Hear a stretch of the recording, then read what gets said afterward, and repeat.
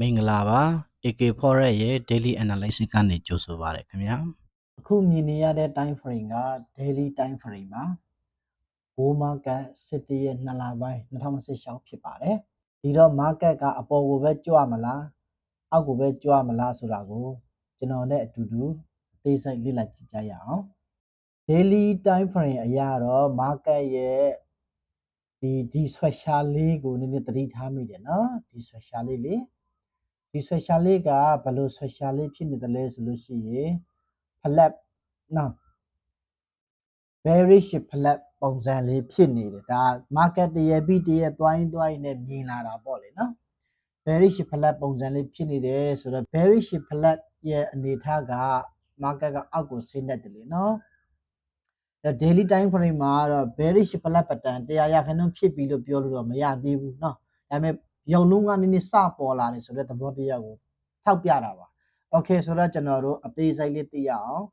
1 hour time frame ကိုတွက်ကြည့်အောင်သင်တဲ့အကြောင်းအသေးစိတ်သိရှင်ရေး AK Forex 19883 Telegram အကောင့်ကနေလာရောက်ဆက်သွယ်မြင်နိုင်ပါတယ်ခင်ဗျာ1 hour time frame ကိုရောက်ပါပြီ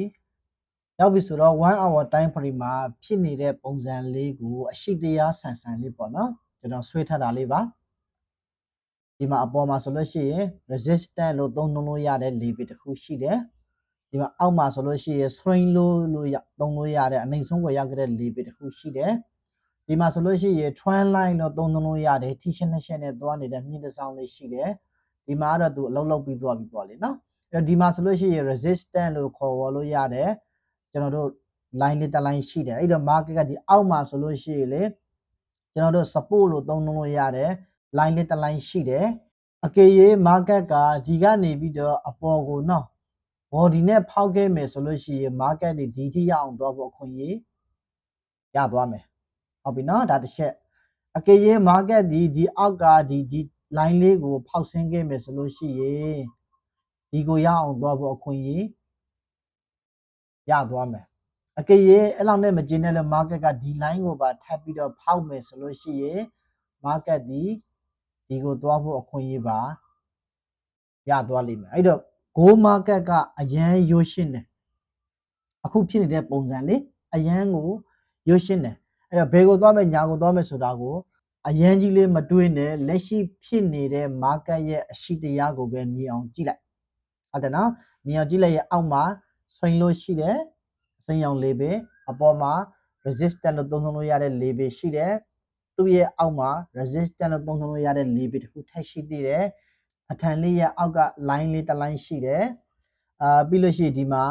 နှစ်ချက်ထိထားတဲ့ trend line လေးရဲ့ line လေးတစ် line ရှိတယ်ဆိုတော့ market ဒီထဲမှာဘယ်ဘက်ကိုသွားမလဲဆိုတာကိုဘယ်ဘက်ကိုထွက်မလဲဆိုတာကိုကြည့်ပြီးတော့ကျွန်တော်တို့လိုက်ပြီးတော့အယောင်းဝင်လုပ်လို့ရမှာဖြစ်ပါတယ်အကယ်၍ market ကဒီအပေါ်ကိုသာ breakout ဖောက်သွားရင်ကျွန်တော်တို့ဒီထိပိုင်လို့ရမယ်ပစ်တယ်အများကြီးရမယ်အကယ်၍ market ကအပေါ်ကိုမဖောက်ပင်တဲ့အောက်ကဒီခရမ်းရောင် line လေးကိုသာဖောက်ဆင်းလာခဲ့မယ်ဆိုလို့ရှိရင်ဒီအောက်ကခရမ်းရောင် line လေးအထိစိတ်ရှာလက်ရှာနဲ့ရောင်းလို့ရမှာဖြစ်ပါတယ်အကယ်၍ market ကမကျင်တဲ့လို့ဒီအောက်ကဒီ trend line ခရမ်းရောင် line လေးကိုပါထပ်ပြီးတော့ဖောက်မယ်ဆိုလို့ရှိရင် swing low ကိုရအောင်သွားမယ်အခွင့်အရေးရသွားမှာဖြစ်ပါတယ်เนาะအဲ့တော့ gold market ကိုဒီလိုအနေထားလေးနဲ့ကြည့်ပြီးတော့အယောင်းဝယ်လုပ်လို့ရပါတယ်အဲ့တော့1 hour time frame မှာ direction တစ်ခုရှင်းမှနော်5 minute မှာ entry ဝင်လို့ရမှာဆိုတော့ဒီနေ့တော့ကျွန်တော်5 minute ကိုမဆင်းပေးတော့ဘူး။ဘာကြောင့်လဲဆိုလို့ရှိရင်1 hour မှာ market တွေ sideways ဖြစ်နေလို့5 minute မှာလည်း direction ပြောင်းနေမှာသိချပါတယ်။နော်အားလုံးပဲအဆင်ပြေကြပါစေ။